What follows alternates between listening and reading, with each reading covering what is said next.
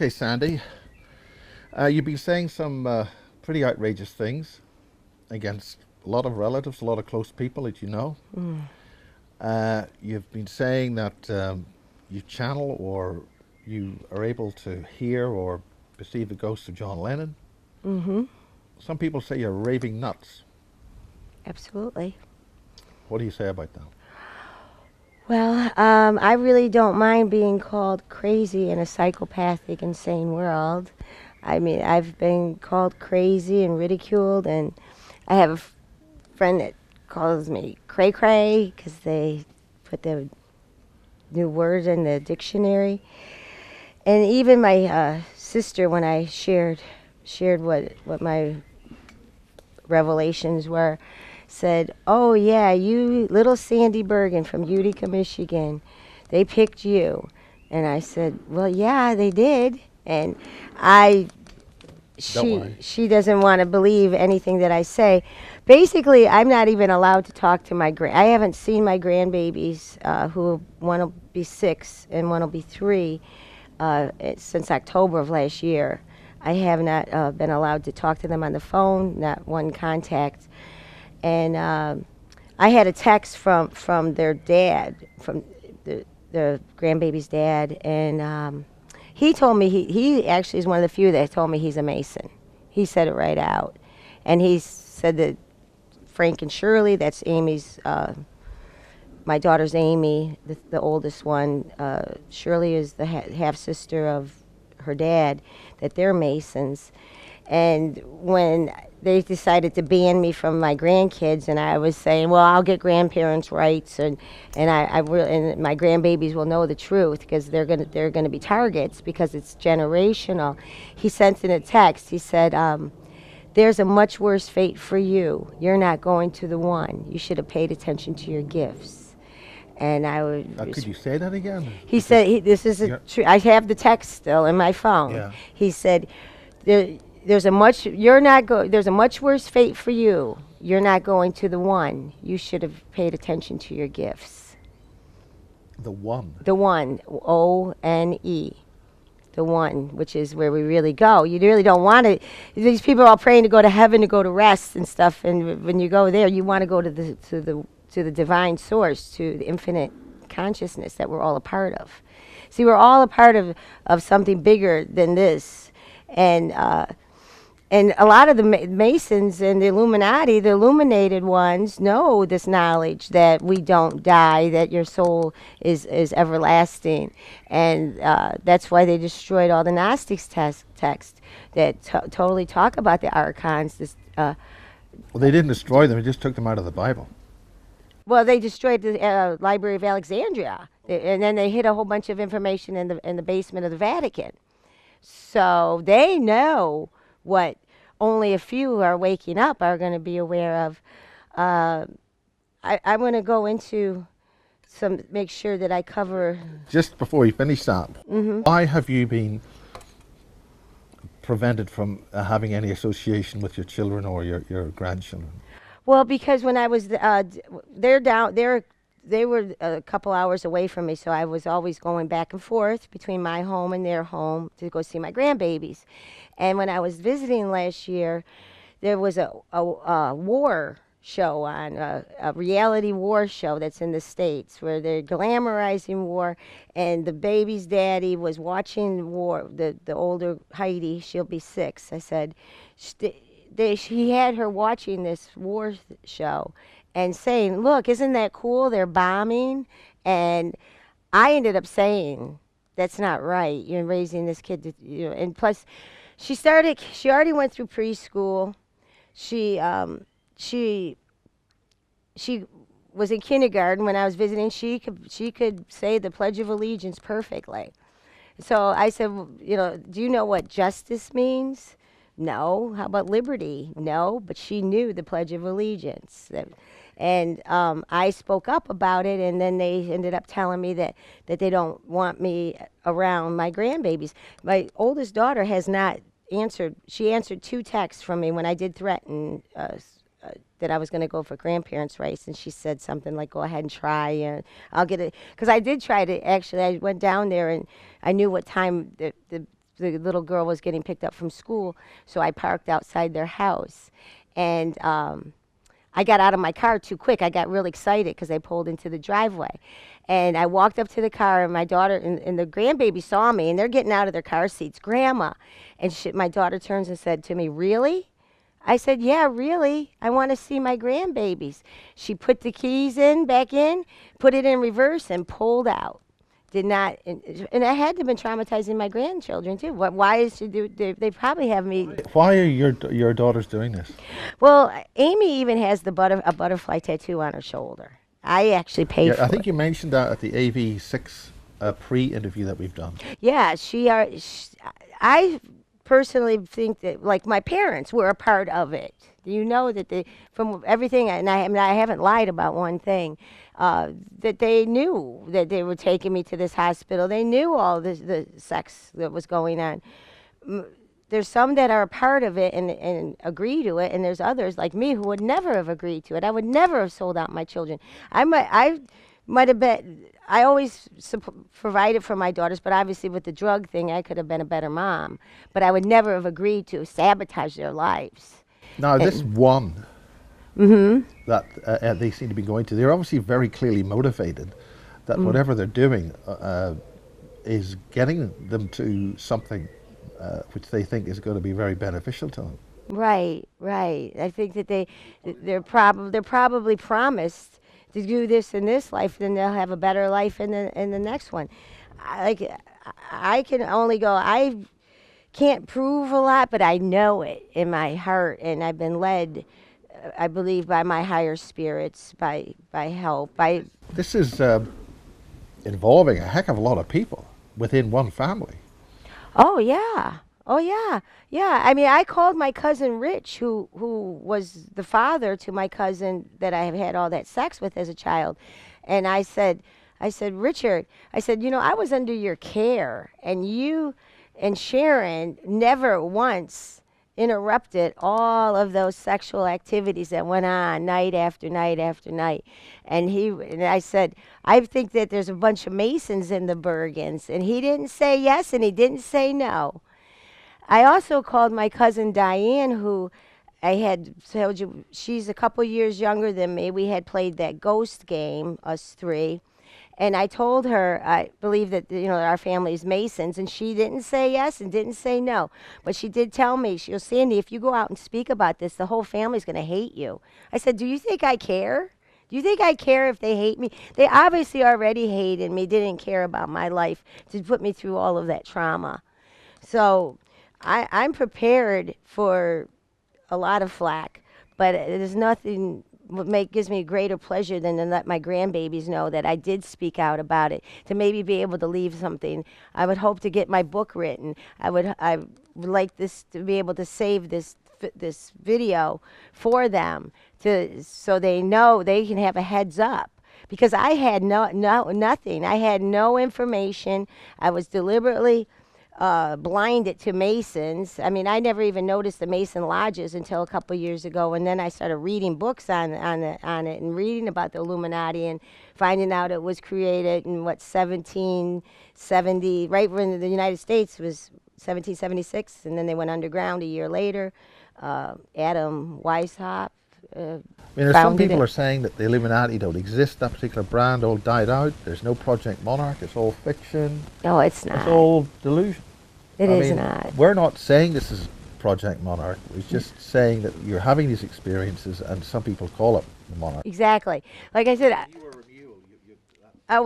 come on. I'm not making it up. I mean, how many times did I drive back and forth between Alabama and Michigan and New York? I mean, at least four. I had a coworker at one of my law firms I worked at, and she said, what are you doing on your vacation again? Because we would have 4 weeks vacation. I said, "I'm going to Michigan." She driving to Michigan. She said, "We might as well call you Road Warrior," because I had done it so many times. And I never put it together until December 2012, when I kept getting led. And the spirits, actually, when I would take walks on my property and meditate, and they were like, "Write it down. It really helps." And then I find Kathy O'Brien, who totally says that to be able to get through the trauma, to write it down. and you write down the experiences. Have you been able to speak with her? I have emailed her and Mark. She has Mark. See, I've kind of was like, boy, Kathy, you have Mark Phillips. You had somebody. I've been going through this all by myself. I have no comrade, no ally. And she had Mark to help her, where I've been basically doing this all by myself and then being sabotaged by these, like my last boyfriend handler kept denying it all. He would not help me. If I was listening to a insightful video, he would make me put headphones on because he didn't want to hear it. And he was like the devil's advocate for me instead of helping me, you know. And when I started realizing all these things, and telling him, you know, oh my God, I masturbated with a dog. I mean, what kind of a person was I? And he was not supportive at all, realizing. And I went and sought my own help. I found a really good ritual abuse specialist who helped me through sessions. I would drive 2 hours to his place, and we would sit for hours there, and we would break through. And I remember breaking through the second grade incident with almost having anal sex at second grade and being disappointed. And I said, and I heard my voice, and I was back to the little girl voice, and I was like, I was just a little girl. And you know how hard this has been? There's times that I have sat and prayed and just so many tears, and said, please take me out. Please, I can't do this. I can't, but I'm still here, and I met you. And What brought you to England? I mean, we're in an English... the AV6 conference. And it all worked out synchronicity. But what, I mean, there's lots of conferences. Why AV6? What made that the one that brought you the whole way across the Atlantic? Well, when I started going to different websites, like Zen Gardener is awesome. That's where I found the Max Egan had his little plug for it, video about the AV6, and I saw the speakers. And especially I love Zen, so I said, this is the one I want to go to. Let me see if I can make it happen. And I had put my property up for sale, and boom, I ended up getting a buyer after 6 months, closed on it. I said, okay, I'm going to close it. I'm signing April 30th. I have till May 14th to get rid of everything, get out of the house, and I could be on my, and so by May 12th, I cleared out my house, was on a flight to England on May 14th. It's a bit more civilized than here. You sort of get a handover and you got about 30 seconds of an actual crisscross, but it might take you about a year to get that far. And I came here and I talked to people and I was so glad to be able to meet Ken O'Keefe because he speaks so candid, so truthfully against the military and the government, and it's just, I was led to go. I had a huge sale and sold everything in my house. I only have totes in my van right now. I have no idea where I'm settling, and I told people I'm going to, they're like, where are you moving to? I said, I have no idea. I'm going to England for a conference, and I'm going to stay another week and wing it. And they're like, by yourself? And I'm like, yeah, I can do this. And it's turned out to be exactly what I needed. And I'm sure I'll be attending other conferences and maybe speak a couple places. And the most important thing for me is not any fame or glory. It's just to reveal this nefarious crime. And that gives me the most pleasure, and I have to be confident that if I got through it, even though they're not going to admit my grandchildren are part of it, they will get through it. The funny thing is with my granddaughter, I was at her preschool graduation, and all the kids were lined up, and they were singing a song, and I noticed her start fiddling with her shirt, and she pulled it down, and I was like, no, and the mom and dad, my daughter, and they acted like it didn't happen. What would trigger her to do that? Or we went to swimming that afternoon, and my daughter said, you know, when you went to go get lunch, Heidi decided to pull her suit down, and was just standing there. And before we got our suits on that morning, she was trying to peek on me, and I told her, no. She goes, let me see your boobs, Grandma. And I said, no, these are my boobs, and don't you show your boobs to anybody. She said, I'm gonna show them to everybody. And I was just thinking, there's got to be something going on. Plus, she would come out of the bathroom, and she thought it was funny, and I'm thinking maybe she already knows. She would come out of the bath, and she would run through the house naked, and then bend over and spread her cheeks. It's not normal children's behavior. I never. She'll be 6 in November, November 12th. Yeah, and I'm not making it up. I think that I even did share that with the one sister that still talk to me. She won't talk to me anymore, and she says she's got to be learning that. She has to be learning that. And I'm like, look at what they did to me, and I don't know. You've got a couple of tattoos on this side, which the camera can't see. This is my angel. Yeah, yeah. And I told you the first one was Jesus. This is my daughter Amy and her boyfriend Bruce. They never got married. November the 18th. 08. This was my grandson. Those are his footprints. He died. He only lived for 12 minutes. So, and to me, truth, there's possibly that they sacrificed that child. She was. He was born and died. He did. He did. Yes, he did. And I've actually had contact with him. And I was shocked because I wasn't thinking about him at all. I was laying in bed, and I could, when I know this, you just know who they are. And it was my little grandson. And I said, oh, wow, why didn't I think that you could be coming through? And he says, hi, Grandma, I'm 5 years old now. And I counted on my fingers, and he was 5 years old. And he said, how about my sisters? Aren't they cool? And I said, yeah, they are. They're great. And a couple times I've had experiences when I was in a bad situation where I started having vibes and I could feel him saying, he's like, Grandma, get out of there. Grandma, go. And I left.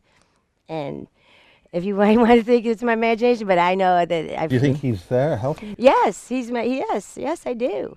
Yes, I do. Just like I said, how my first husbands come through a few times. My grandbaby, before, when they were still talking to me, they visited me. Before, do you think, does he know that he was murdered, or does he know what? We didn't talk about that. I don't know. The story goes that she was, that they were, because I was in South Carolina when I got the phone call. In other words, was it just an accident? It could have been. It could have been. It could have been. Like I said, I would hate to think that she would do that, that they would do that, but you don't know. They sacrifice children. They do all kinds of atrocious things. She said she was in bed. They were having sex, and she was about to have an orgasm, and her water broke. And they rushed her to the hospital, and he was born. He only survived 12 minutes. Mm-hmm. And I got the phone call, and Amy's water broke, and I immediately jumped in the car to drive to Michigan, because I drove between South Carolina and Michigan at least 5 times too in the short time I was there, because I told you I was always going to see my kids or getting separated, and the time I ever got there, they were already home. I never even saw the baby, and they don't talk about it. They don't have his ashes on the. Well, I think. I don't know. That's a personal thing. That's a personal thing, right? But like. I think, I don't know. In our family, I can only speak personally. In our family, we actually had a baby. I think it was, and I'm number 3, but I'm actually number 4, because they never told us about my mother never told us about this little baby. It lasted 6 months, I think. They never told you. Yeah. Right. The reason we found out was because it was in the grave manifest when my father died, and that was like years later. I wonder why they didn't share that. Well, I think some people maybe feel it's a disgrace, or it's a failure of a mother to have it's. I don't know. I mean, I would. Once it's born, it's even. Well, I simply don't. I don't know. I can't say. Right, but but a couple things that I know, a few things that during the different sections that I want to make sure that I put out there regarding the Bible. Um, I would read. I had read the whole Bible cover to cover many times, but I remember reading in the beginning of the New Testament. There's Matthew, Mark, and Luke, and they talk about the 12 disciples, and they name them, and some bell went off in my head as I'm reading the names. Now one of them is Paul. And then I end up Googling, and Judas Iscariot was replaced by Matthias. So there was not, Paul's not listed as. Judas Iscariot, who Is, betrayed Jesus. yes, he betrayed Jesus. He was replaced by Matthias. And there's Bartholomew and Andrew. There's no Paul. All right, Thomas and Luke, whatever. I should have them all memorized. And at the very end of Revelations, they describe the new earth and the new heaven, and there's going to be 12 gates and 12 foundations. And there'll be the 12 tribes of Israel on one, and the 12 disciples, the apostles. Because Marie Kayali refers to the 12 virtual scientists. Oh, 12 is a huge number. It's a very spiritual number. And it says that the 12 apostles chosen by the Lamb will be on. What is the Lamb? I'm not. The Lamb is Jesus. It's Yahushua. I call him Yahushua. I'm going to get into that. When I was reading the Bible, I kept seeing, and they will know my name, and glory in my name, and there's honor in my name. And even Yahushua in the New Testament said, and I gave them your name. So I was like, well, what's your name? It can't be God. That's just a general deity word. So I went back to a Hebrews Roots Bible before the King James was made, and found out wherever in the King James was interpreted in the 1500s, and King James actually was a Mason and homosexual Mason, and I've also I didn't read personally, but I've had, during that other interview that was hacked, he even said, and a pedophile, and I said probably. I don't know for a fact, but wherever his name was written, they took it out and replaced it with Lord and God in caps. So sometimes you will see Lord with just lowercase, just a capital Lord, or in caps, all of it caps. That's where his name was. It was Yahuwah. I call him Yahuwah. And like, there's something so big in the name. And then I read in the Hebrews roots, they had the original name of Jesus Christ as Yahushua, which I looked up what it means, salvation in Hebrew, and he is the Savior. And I did even look up in the Old Testament, there's many references to the Savior that he's going to send. So whether he was crucified on the cross or not, I believe that he's a teacher of righteousness, and he was a great prophet. And I have undying love for him. And have you used his name as a means of getting out of bad situations? Oh, I pray to Yahuwah all the time, big and strong and mighty and powerful, thou art my God. And then the Israel, it's called, I think, the shaman. They say, oh, Israel, hear our cry. Yahuwah is one God, he's our God.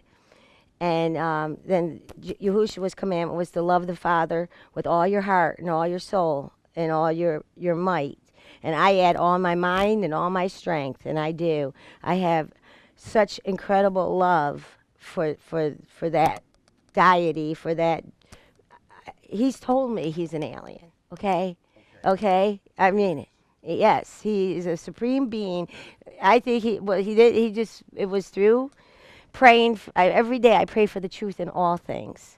And he was like, okay, I'm an alien. I am not, this thing that they have in the Bible. I have controlled you for a long time, and your redemption is here. So I looked up what redemption means, and redemption, he said, look up, your redemption is here. And a redemption means completing a contract or taking control of something again, because I want my soul back. I don't want to go to Zion and to heaven. I mean, I've been there, and it's a lie. They treat women horribly. The concubine. Right, you've been to Israel. I mean in other lives, in between lives. I've been to Zion, I think. That Zion is, Zion is the word for the heaven of the Lord's people in the Bible. It's called Zion. And I personally do not want to be a part of something where they treat women so horribly. There's so much scripture where I read where and they threw women out. They took a couple women and threw them out to keep to keep the bad men pacified. And then they raped this woman so hard that she was left on the steps on the front porch. And of course, one of the God's people opened the door, and there she was dead. And of course, he rent his clothes and put ashes on and was very depressed. But they don't care. And the story of Lot, which was Sodom and Gomorrah, where they nuked it. They nuked it. That you can tell from reading it. The angels went to Abraham first, and then Abraham said, "Will you please go there? Before you do it, get my nephew out. Get my nephew and his family out." So they went there, and all the people in there were so evil. They were knocking on the door, saying, "Bring those men out. We want to have sex with them. We want these angels, because that's what they like to attack the good people." So Lot said, "Here's two of my daughters who've never known a man. Take them." Yeah. Yeah, I mean, a good and righteous person is going to just give up his daughters, and it's in the Bible about, they give up their children, or they'll burn them to Moloch in the fire, and I don't want to be a part of that. I want to be nurtured and loved. The American Indian way is really the best, the most spiritual, and I believe I've had memories of a beautiful father who taught me respect and nurtured me and wisdom and living with the planet. And he told me that they called me Little Flower. Who knows?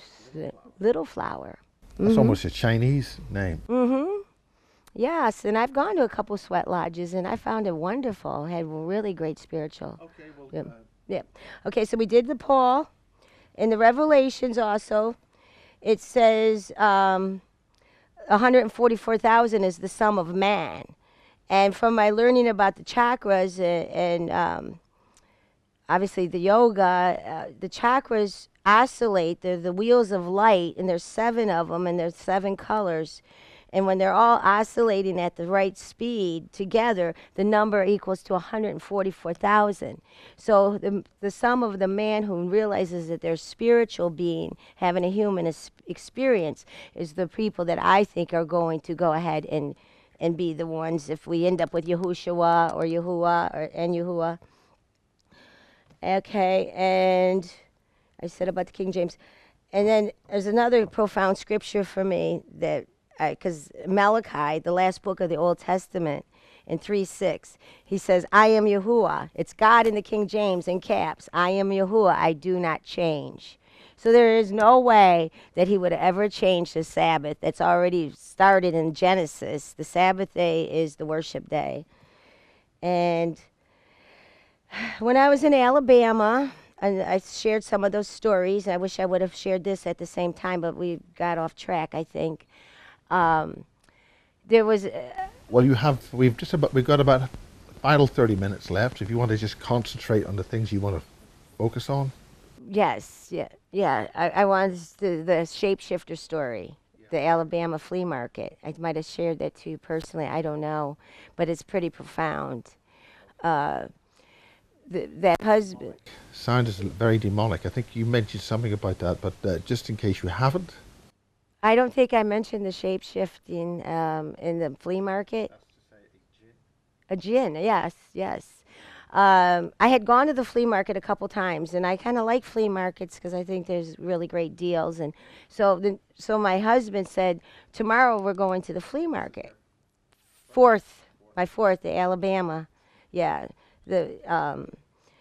And he said, "We're going to the one that I told you that he said to me when I found that picture with the missing time, and they took a picture of me under the moon, and he said, 'Where have you been?' And I said, 'I'm always with you,' but I didn't say it that way. He said, 'We're going to the flea market tomorrow,' and I said, 'Great, cool, I like it.' So we get there, and I immediately noticed that there is no people there except these groups of tall men with very dark hair and dark skin, maybe 3 in one corner, 2 in another section, 3 over here. And I walking through the flea market and separate from my husband, and I look behind me and I notice there's a old man following me. And I look back and he's an old man. I look back again, he's an old man, and then he's getting closer. And I look back again, and right in front of my eyes, he shape-shifted, and his eyes turned yellow, his head horns come up, his hair stood out, and I immediately was like, oh my, and turned around the corner, and I find my husband, and I grab him by the hand, and I said, we got to get out of here. And I looked behind me, and at the time, I thought when I described the story to a few people, I said, and there were these men breathing down my neck. But in hindsight, they were standing, there was probably at least 5 or 6 right behind me. And they were sucking up my energy because I had fear. And that was What when. do you mean by having fear? Well, when I was shocked, this man's face changed right in front of my eyes, and I was not high. I had already stopped doing the meth with this guy because I said, I am not getting hooked on something else. I've been through every drug out there. There's no way. And I was able to get off of it. So, because people, I've said, they said, come on, you had to have been, they must have given you something. I said, it was Sunday morning. There was nothing in my system. I wasn't drinking, or it was very, very, very real to me. And like I said, those men were just right close to me, sucking up my energy. And the things that went on in Alabama were just ridiculous. And I saw it on he was on some website, and he was like, out yonder and acted really like sort of like a hillbilly, they call him in the States. But actually, he was really very, very, very smart. And I saw in there that he could speak Armenian. Yeah, and he was always tinkering with stuff. And like I said, I saw the formulas in his house. They're very deceitful. You have to remember that we've been betrayed by the masters of deceit. And they're going to put out, so a lot of times I'll say the whole world's a stage and there's all actors and actresses on it. And that's what I feel like, because I've had so many people pretend and lie to me and cheat me and steal from me and hurt me, that I can only think that this is how the rest of my life is going to be, and just. It doesn't have to be that way if you can wish the better way. Right, and and to take power to do spiritual war prayer, to keep the malevolent beings away, and to realize that I have been personally attacked, and because I do love Yahuwah so much, and Yahushua, that of course they're going to come after me, and I feel like I've been through this. I'm sure in other lives, if they told me I could not worship on the Sabbath, you must go on Sunday or we'll kill you, I probably was killed, because that's how strongly always have felt for my love for them. And yet I got to realize that it's mind control. And try. There's an REM song called Losing Your Religion, and I did lose my religion, but I did not lose any spirituality. And I still do. I've had to dig in the Bible, but there's a lot of good stuff in there. Finding out, that's another thing is he told me, he goes, you have to dig in the Bible. It's been changed. And I end up Googling how many errors are in the New Testament and the Old Testament, and there was thousands. There's thousands. And so it shouldn't be this hard, is how I keep saying. You're betrayed by your government. You're betrayed by the education system. You're betrayed by your church, your family. How can you even really feel like this has been a very worthwhile life, except for me to be still here to try to make a difference with what I've been through? And that's my goal, is for, if I have 5 years, 10 years, whatever years it is, I will not stop sharing this information. And that's really important to me. And I said to Malachi, and there was another story of my childhood. I had to have been 6 or 7, and I'm wandering down the street, and this Betty Street was its name, and the Millette boys call me in. lure me into the garage. They're much older than me. Who are they? They were neighborhood kids, Donnie and Tommy Millette. How Yeah. old, what, are they old or what? They were like, Donnie is probably 5 years older than me, and Tommy, I don't know. Anyways, I remember them putting me on a table in the garage. And the next memory, and I've never lost this, was me walking down the driveway. So what happened in between? And I've had lots of memory losses and flashbacks of when my first husband and I got separated, and I remember sitting in the car and seeing men like the men in black, the glasses and suits in the window, and then I lost 4 or 5 hours and ended up driving home at like 4 or 5 o'clock in the morning. Not More about that? I'm sorry? Explain more. It's hard to explain because it was we had gone to a restaurant to eat. I went to the car to wait for him. I remember because they have a way to erase your memory, but through these flashbacks, I have a memory of men at the window looking in at me, and then I remember waking up in the car. My husband was gone, and I drove home without him, and it was just sort of like something that I could never explain, but you always just kind of block it out. You just, when it happened, that's why so many abductions and stuff, they don't have memory of it right away. I think that they do something to your mind. And in that AV6 little filming we did, I think I remember telling you that I actually saw grays in my house. I was laying in bed by myself because I've been living almost a year now. I have not lived with a man.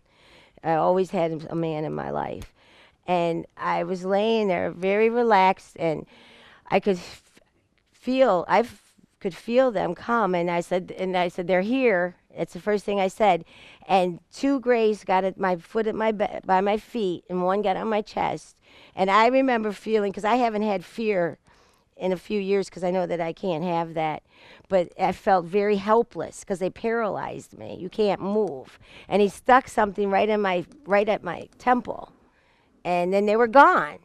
They were gone. Now, can you give any more information about what that looked like? What did they stick in your temple? It seemed like a gadget. I don't know. And I remember this sounds crazy, but I was like, zzz, they zapped right. He did something right to my head, and I went like that.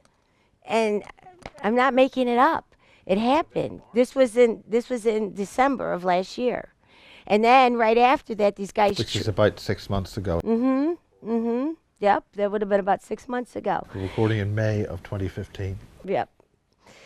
And, of course, I've had people call me an alien seeing bitch. Now, could you enlighten us on that? Well, all right, after that happened, I had a horrible incident. I had these... Because I started realizing that most of these guys are predators. Because this guy, Rob, who was a country...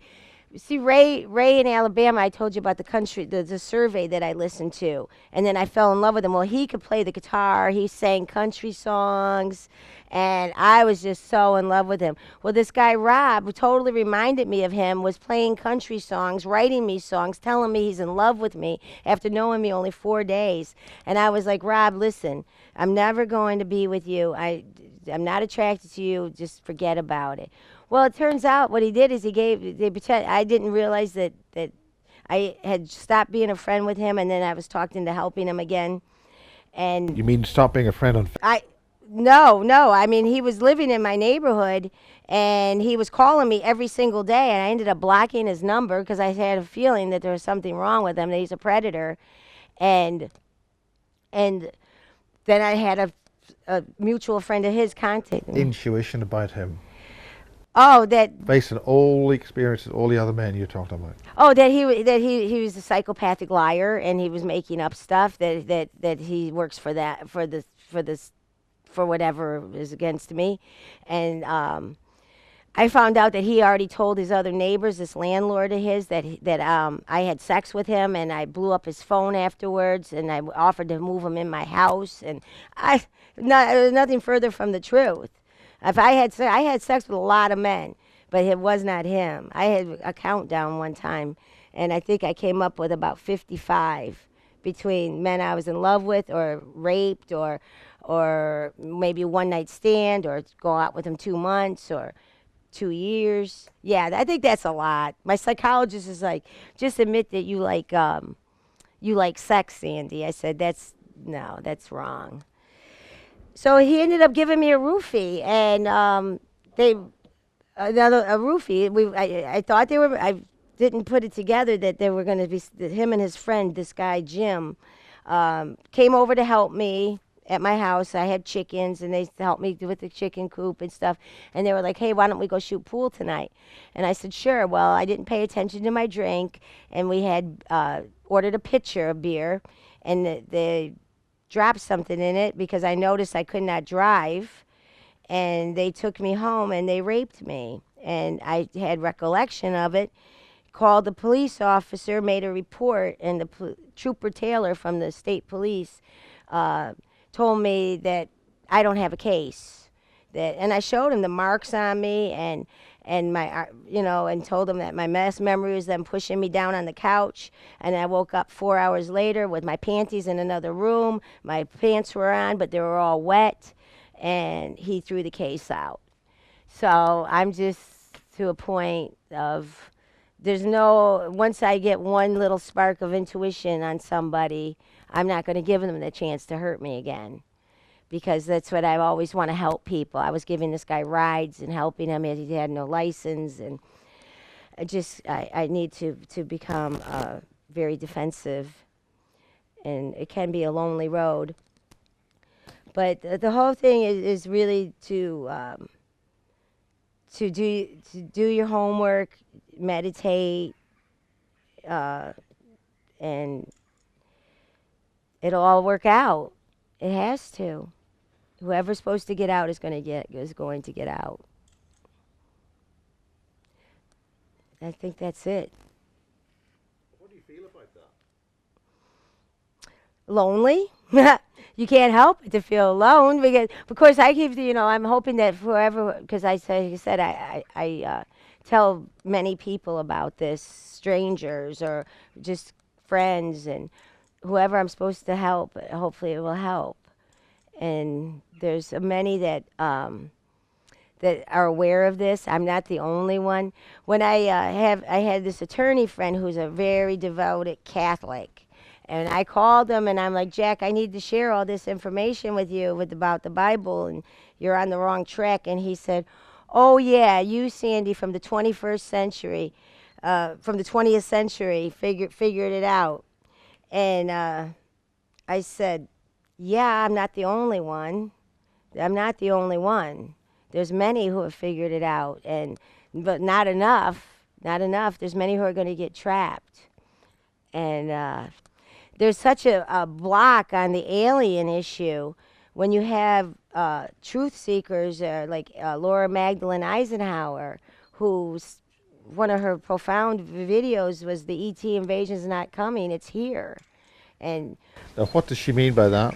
that means she says that our planet has many species living here right now, and this is our 26,000-year cycle to get out, and and she's not the only one. There's also was a man named Phil Schneider, who's now passed. He had his fingers blown off during an alien.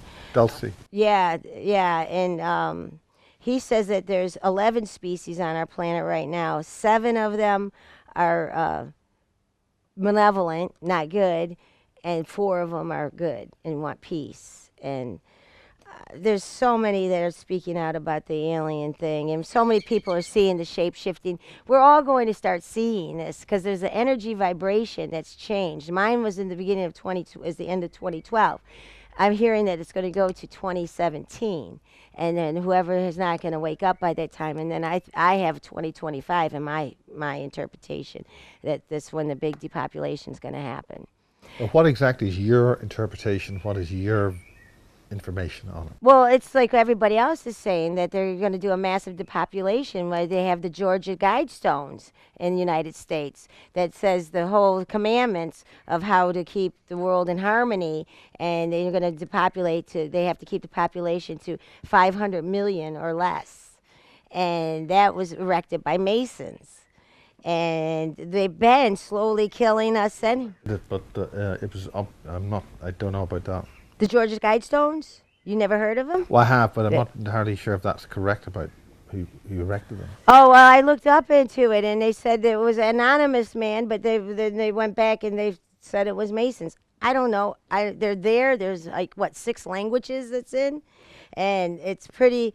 Well, focusing on your own experiences in these closing moments of Basis 44, what's your few things? What are the things you really want to say, get over with in brief order?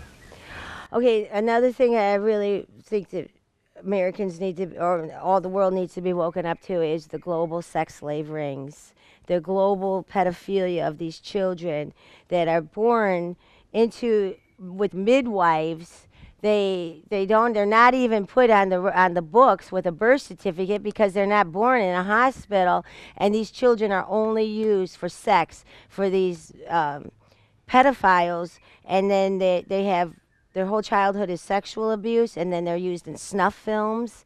And this is global. They're selling their children in countries like the Philippines and Taiwan because the parents can't even afford to feed them.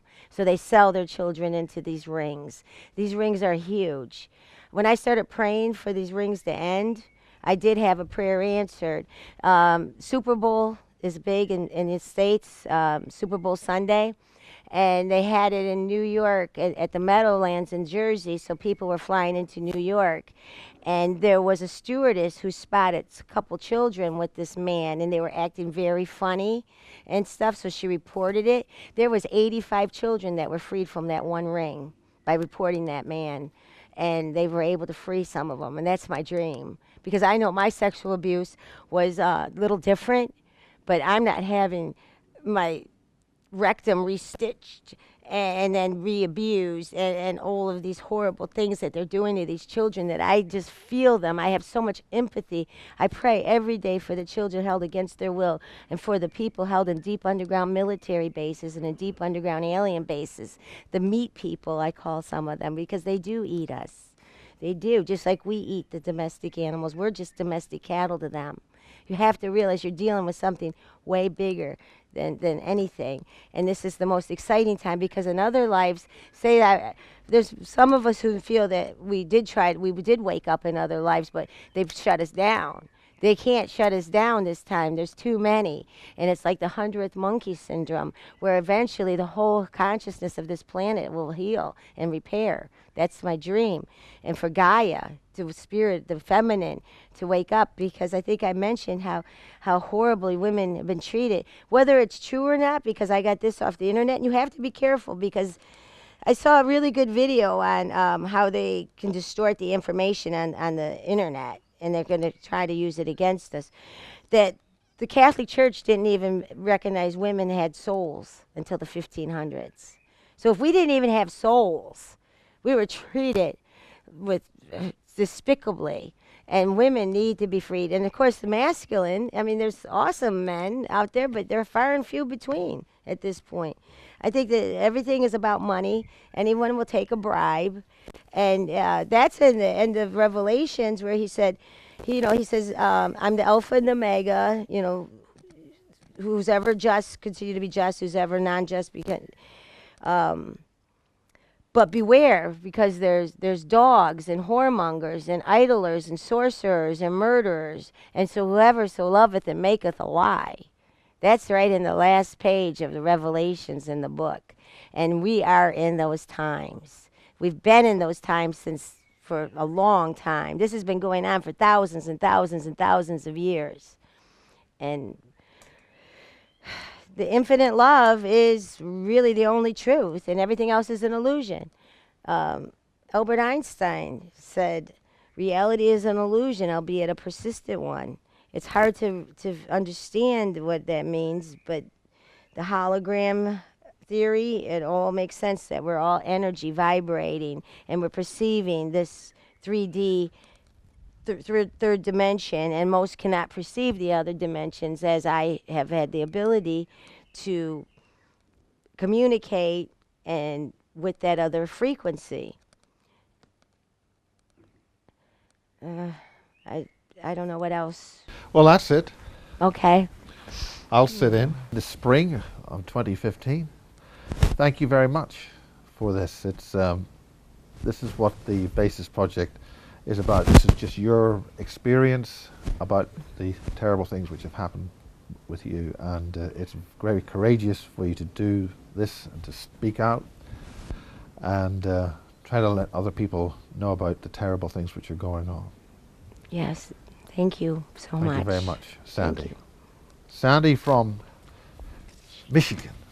Yeah, Michigan. Sandy from Michigan. Right. In the Wiltshire Country Garden in the south of England in May 2015. Thank you very much for your testimony. And this is what the raw individual testimony of individuals who've gone through these traumas, target individuals, abductees, contactees, is what we want to hear about. Thank you very much. Thank And you. good night. Okay. We could shake hands, I suppose. Oh, absolutely. Good. Great. That's a wrap. Okay.